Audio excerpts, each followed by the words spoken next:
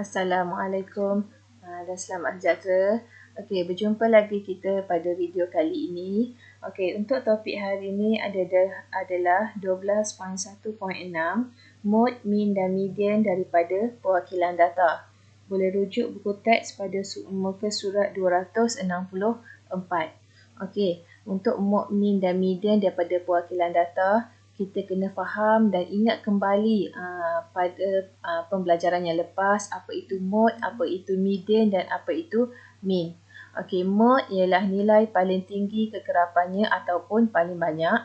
Okey, untuk median bagi data ganjil, okey, nilainya adalah di tengah-tengah. Manakala untuk data genap, nilai purata bagi dua nombor di tengah-tengah data disusun.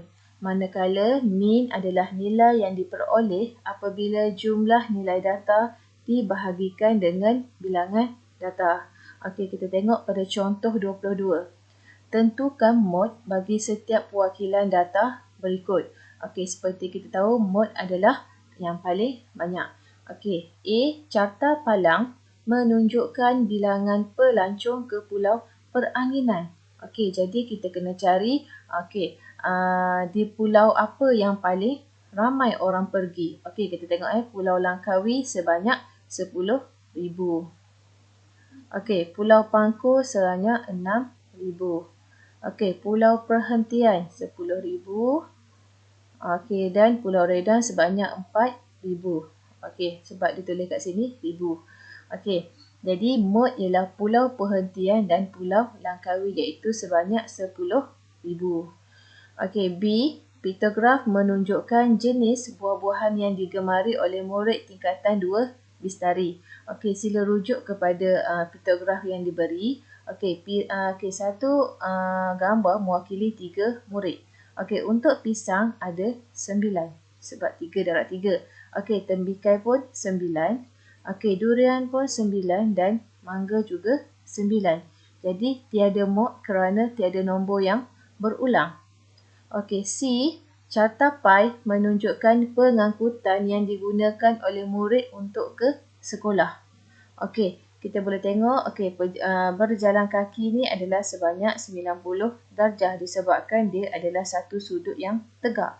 Okey, kereta 110, motosikal 20 dan bas 140. Jadi dalam banyak-banyak ini yang paling banyak adalah bas. So, mode ialah bas. Okey, untuk D, jadual menunjukkan peratus keuntungan jualan barangan atas talian dalam satu kajian tahunan. Okey, kita boleh tengok buku 87%. Okey, perisian komputer 54%. Okey, tiket wayang 72%. Aksesori wanita 130 dan pakej pelancongan 78. Jadi yang paling tinggi adalah aksesori wanita, iaitu mode ialah aksesori wanita. Okey, maksudnya untuk soalan yang mewakili data, perwakilan data ni, apa yang perlu awak faham adalah cara untuk membaca data yang diberi. Okey, ini yang adalah data yang diberilah. Okey, jadi kena faham satu persatu. Ini data dan ini data untuk mencari mode. Okey, seterusnya adalah contoh 23. Okey, carta palang menunjukkan komisen yang diperoleh sekumpulan pekerja di sebuah restoran dalam seminggu. Okey, hitung mean, median dan mode komisen yang diterima oleh pekerja itu dalam seminggu. Okey, dia nak mean, median dan juga mode. Okey, kita cari dulu. Kita tengok di sini ini data yang diberilah. Di sini dipaksi Y mewakili kekerapan, manakala dipaksi X mewakili komisen dalam bentuk RM. Okey, untuk RM30 adalah sebanyak 4. Okey, 31 adalah 5. Okey, 32 adalah 9. Okey, 33, 7. 34, 4 dan 35, 1. Okey, jadi apa yang kita perlu buat adalah kira mean iaitu data darab dengan, ini adalah data. Ini adalah data dan ini adalah kekerapan lah N. Okey, jadi kita darabkan data dengan kekerapan. Okey, 4 darab 30. Okey, tambah dengan 5 darab 31. Okey, 9 darab 32. Okey, tambah dengan 7 darab 33. Okey, tambah dengan 4 darab 34 dan 1 darab 35. Okey, manakala bilangan datanya adalah kita menambah hasil keseluruhan bagi kekerapan, iaitu 4 ditambah dengan 5 tambah 9 tambah 7 tambah 4 dan tambah 1 untuk kita dapat bilangan data lah. Okey, jadi 965 bahagi 30 akan dapat RM32 17 sen. Okey, untuk median adalah yang berada di tengah-tengah. Okey, jadi purata ke berapa? Okey, jadi kita bila dia 30, okey kita dah tengok kat sini 30, bermaksud dia adalah nombor genap. Okey, untuk genap rumusnya adalah n per 2 dan okey, n per 2 tambah 1. Okey, kita tahu n-nya adalah 30. Okey, 30 per 2. Okey, dan 30 bahagi 2 tambah 1. Okey, bermaksud di sini 30 bahagi 2, 15. Dan, okey, 30 bahagi 2, 15 tambah 1, 16. Jadi, dia adalah data ke-15 dan data ke-16. Okey, jadi kita kena carilah di mana berada data ke-15 dan data ke-16. Okey, caranya adalah, okey, seperti kita tengok RM30 ni ada 4 kali. Jadi, kita tanda dulu 4 kali. 1, 2, 3, 4. Okey, 31 ni ada 5. 1, 2, 3, 4, 5. Okey, 32 ada 9. 1, 2, 3, 4, 5, 6, 7, 8, 9. Okey, 33 ada 7. 1, 2, 3, 4, 5, 6, 7. Okey, ini ada 4. 1, 2, 3, 4 dan ini ada 1. Okey, jadi macam mana kita nak dapat data ke-15? Kita kena kira yang tanda right ni sampai kita jumpa nombor 15 dan nombor 16. Okey, jadi 1, 2, 3, 4, 5, 6, 7, 8, 9, 10, 11, 12, 13, 14, 15. Okey, data ke-15 adalah 32. Okey, jadi 32. Okey, tambah lagi. Okey, dan data ke-16 juga berada di 32. Jadi 32 tambah 32 dibahagi 2 sama dengan RM32. Okey, manakala mode kita boleh tengok di data ni yang paling banyak adalah RM32 iaitu sebanyak 9 kali kekerapan. Okey. Okey, untuk B, hitung pecahan pekerja yang menerima komisen yang kurang atau sama dengan 32. Okey, ini kata kuncinya iaitu kurang atau sama dengan 32. Jadi kita tahu 32 di sini, dia kata kurang atau sama bersamaan ke bawah ni lah. Okey, jadi kita kotakkan dia. Okey, ini dia punya ni lah.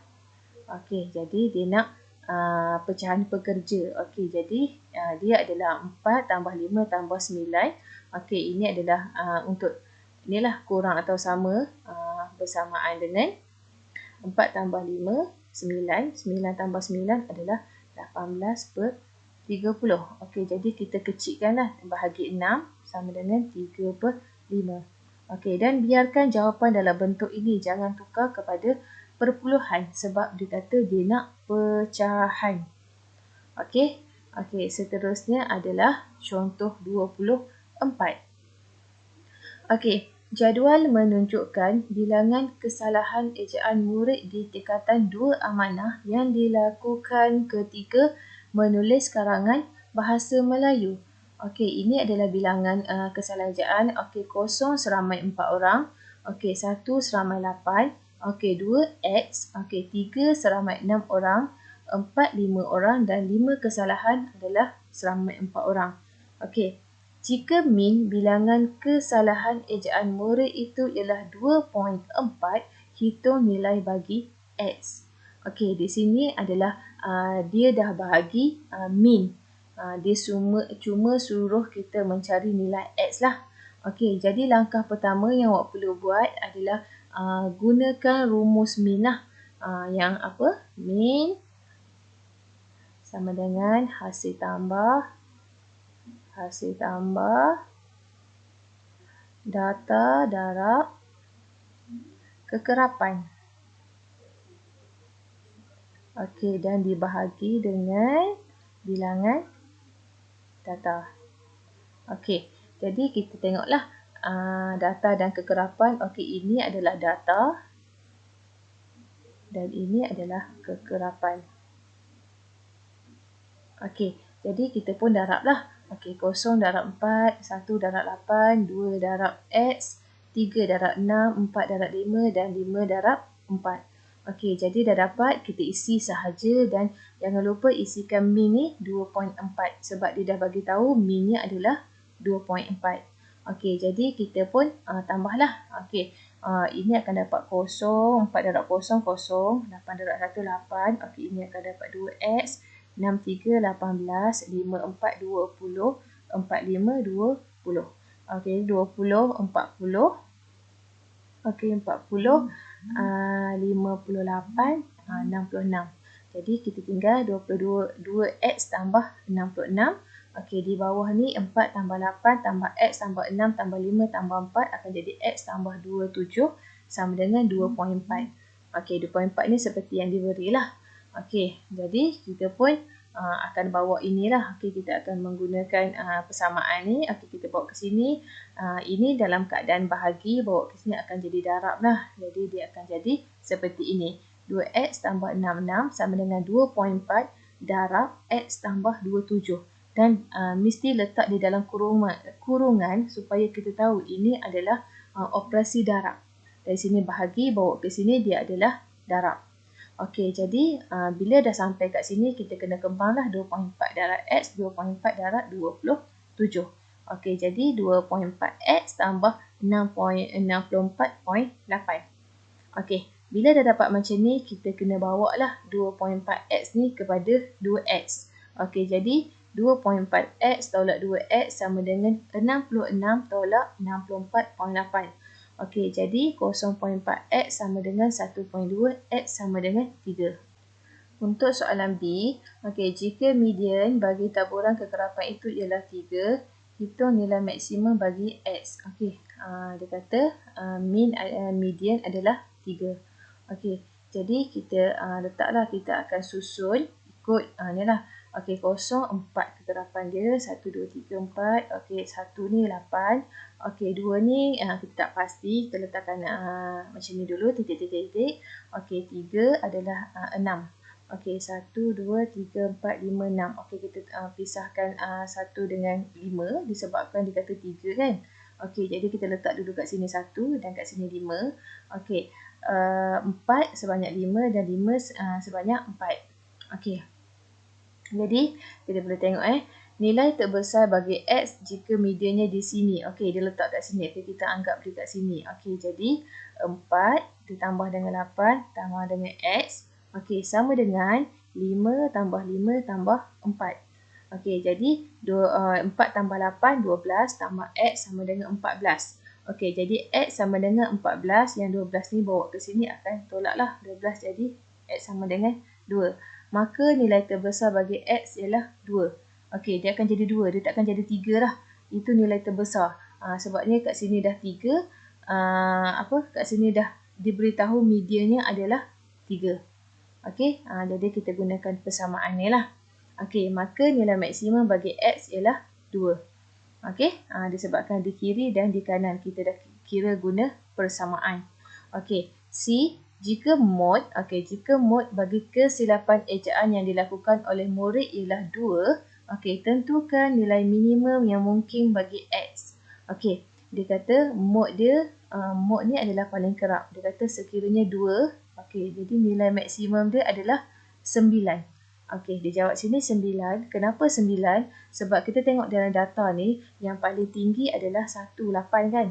Okey, jadi maksudnya mod 2 ni mestilah lebih daripada 8. Kalau tak, dia takkan jadi mod lah. Okey, sebab soalan dia, jika mod bagi kesilapan ejaan yang dilakukan oleh murid ialah 2. Modnya berada di sini. Kalau kita kata 8, dia akan sama dengan yang ni. Kalau kita kata 7, 2 tak boleh jadi mod. 1 akan jadi mod. Bermaksud modnya mesti lebih daripada 8. Jadi minimum yang mungkin ialah 9. Itu paling kurang lah. Okey. Seterusnya adalah subtopik terakhir dalam bab 12 iaitu 12.1.7, sukatan kecenderungan memusat dalam membuat ramalan, membentuk hujah dan membuat kesimpulan. Okey, boleh rujuk pada buku teks muka surat 266. Okey, dalam sukatan kecenderungan memusat dalam membuat ramalan, hujah dan kesimpulan, kita boleh rujuk kepada mod, median dan min lah. Okey, dan kita juga perlu tahu berkenaan dengan julat, iaitu julat ialah beza antara nilai yang terkecil dengan nilai yang terbesar. Okey, jom kita tengok untuk contoh 25. Okey, Cikgu Rahman ingin memilih seorang wakil sekolah ke pertandingan bowling peringkat zon. Okey, Ramesh dan Khairil adalah antara pemain yang telah disenarai pendekkan dalam pemilihan ini. Dalam 5 latihan yang terakhir sebelum pemilihan wakil sekolah dijalankan, skor balingan telah diperoleh Ramesh ialah 116, 118, 200, 207 dan 209. Okey, skor balingan yang diperoleh Khairil ialah 240, 240, 75, 220 dan 75. Okey, pemain yang manakah akan dipilih sebagai wakil sekolah? Okey, apabila data macam ni diberi, okey, kita akan menggunakan sukatan kecenderungan memusatlah untuk membuat keputusan. Okey, jadi kita tengok satu-satu. Okey, kita cuba menggunakan min dahulu. Okey, skor min untuk Ramesh 116 tambah 118 tambah 200 tambah 207 dan 209 dibahagi dengan 5 disebabkan kita ada 5 data. Okey, kita tengok kat sini Ramesh punya. Okey, dan hasil tambahnya adalah 850 dibahagi dengan 5 bersamaan dengan 170. Okey, manakala untuk Khairil pula, okey, 240 tambah 240 tambah 75 tambah 220 dan tambah 75, okey, bersamaan dengan 850 dibahagi dengan 5 dan masih juga mendapat 170. Okey, kedua-dua orang pemain mempunyai min yang sama. Okey, oleh itu min tidak boleh digunakan dalam keputusan pemilihan wakil sekolah. Okey, jadi min ni dah tak valid sebab jawapan dia sama, sebab kita hanya perlukan seorang untuk wakil sekolah. Okey, jadi apa yang kita sesuai gunakan adalah julat. Okey, apa itu julat? Julat ialah beza antara nilai yang terkecil dengan nilai yang terbesar. Okey, kita tengok dalam Ramesh yang paling besarnya adalah 209 dan yang paling kecilnya adalah 116. Jadi kita tolaklah 209 tolak 116 akan dapat dengan 93. Manakala untuk julat skor balingan Khairil, okey, yang paling tinggi 240 dan yang paling rendah 75. Okey, jadi 240 tolak 75 bersamaan 165. Okey, kita mendapati bahawa julat skor balingan Ramesh lebih rendah berbanding dengan Khairil sebab ada di antara skor Khairil sangat rendah. Okey, nilai ekstrim menyebabkan julatnya menjadi besar. Oleh itu, pemilihan Ramesh sebagai wakil sekolah adalah lebih tepat. Okey, dengan kata lain, Ramesh punya skor ni lebih konsisten lah. Lebih konsisten yang mana dia punya mata tu dekat-dekat. Manakala Khairil ni dia macam tak konsisten. Kejap tinggi, lepas tu tiba-tiba jatuh sangat. Ada nilai ekstrim. Okey, seterusnya untuk contoh 26. Okey. Cikgu Johan membentuk 3 pasukan bola keranjang. Jadual di bawah menunjukkan jumlah jaringan yang dibuat oleh pasukan-pasukan tersebut dalam 5 pertandingan yang telah dijalankan. Okey, ini pertandingan lah. Pertandingan 1, 2, 3, 4 dan 5. Okey, ini skor dia lah. Kijang, harimau dan seladang. Okey, anda ingin menyertai salah satu daripada pasukan tersebut. Okey, soalan yang pertama. Dengan mengambil kira min, pasukan manakah yang anda akan sertai? Jelaskan jawapan anda dengan menunjukkan jalan kerja. Okey, jadi kita tengoklah, kita akan guna min kijang, okey, iaitu 65 tambah 95 tambah 32 tambah 96 tambah 88. Okey, dan dibahagi dengan 5, kita akan dapat 75.2. Okey, sama juga stepnya untuk harimau, 50 tambah 90 tambah 65 tambah 87 dan tambah 87 dibahagi dengan 5 akan dapat 75.8. Okey, untuk seladang 90 tambah 85 tambah 46 tambah 44 tambah 80 dibahagi dengan 5 akan dapat 69. Okey, pasukan harimau dipilih kerana nilai min bagi pasukan harimau adalah yang paling tinggi iaitu 75.8. Jadi kita mestilah nak masuk grup yang hebat kan, yang bagus. Jadi nilai min yang diambil kira. Okey, soalan kedua. Okey, jika anda mengambil kira pula median dalam membuat keputusan, pasukan manakah yang anda pilih? Jelaskan. Okey, tadi kita kira ikut mean. Okey, sekarang kita ikut median. Okey, median, apa yang perlu pertama kita buat adalah susun ikut tertib. Ikut tertib, okey. Tak kisah sama ada menaik atau menurun. Okey, jadi kita susunlah untuk Kijang. Kijang ni 32, 65, 88, 95 dan 96. Okey, kita potong kiri, potong kanan. Potong kiri, potong kanan, tak akan ada. Tinggal yang tengah-tengah lah, iaitu 88. Okey, sama juga dengan harimau. Kita susun secara menaik. Potong kiri, potong kanan. Potong kiri, potong kanan dan akan tinggal 87 di tengah-tengah. Okey, manakala untuk selada, potong kiri, potong kanan. Potong kiri, potong kanan akan tinggal 80. Okey, jadi dia berdasarkan kepada median, pasukan Kijang dipilih kerana median-mediannya paling tinggi iaitu 88. Okey, B. Okey, jika Cikgu Johan diminta untuk mengemukakan laporan pencapaian pasukan harimau kepada pengetua sekolah, sukatan kecenderungan memusat yang manakah sepatutnya yang dipilih oleh Cikgu Johan? Jelaskan. Okey, jadi kita akan ambil min. Okey, min. Hal ini demikian kerana min menggunakan keseluruhan set data dalam jadual tersebut. Oleh sebab itu, min sangat sesuai digunakan kerana tiada nilai ekstrim dalam set data. Kalau kita perhatikan, nilainya berhampiran, tiada yang ni lah, sebab kita fokus kepada harimau. Dia lebih kurang je, dia tiada nilai ekstrim. Jadi yang sesuai digunakan adalah min. Yang kedua, faktor yang kedua adalah min ni dia menggunakan kesemua data yang ada. Okey, seterusnya adalah contoh 27. Okey, diberi dua graf ini, okey, dua carta palang, okey, untuk bulan Januari dan Februari. Okey, kita tengok ya. Okey, carta palang di atas menunjukkan pilihan makanan di kantin sekolah pada bulan Januari dan Februari untuk kajian bagi 400 orang murid. Okey. A. Sukatan kecenderungan memusat yang manakah sesuai bagi situasi di atas? Jelaskan. Okey. Bila kita tengok, okey, sebenarnya melalui data ni dia lebih kepada item kategori ataupun kegemaran. Okey, jadi dia yang sesuai digunakan adalah mod lah. Okey, daripada graf di atas, dapati min dan median tidak sesuai digunakan kerana data yang diberikan adalah data kategori. Dia lebih kepada item kegemaran. Okey, maka mod adalah lebih sesuai. Okey, yang kedua. Nasi lemak ialah hidangan yang paling digemari oleh murid. Apakah anda bersetuju dengan pernyataan di atas? Jelaskan. Okey, kita tengok bihun goreng 20 orang yang beli. Okey, mi goreng seramai 90. Okey, nasi goreng 50. Okey, nasi lemak 140 dan laksa sebanyak 100. Okey, ini Januari. Okey, untuk Februari bihun 10. Okey, mi goreng 80. Okey, nasi goreng 80, nasi lemak 130 dan laksa adalah 100. Okey, jadi dia kata nasi lemak yang paling digemari. Okey, jadi kita tengok 140, 130.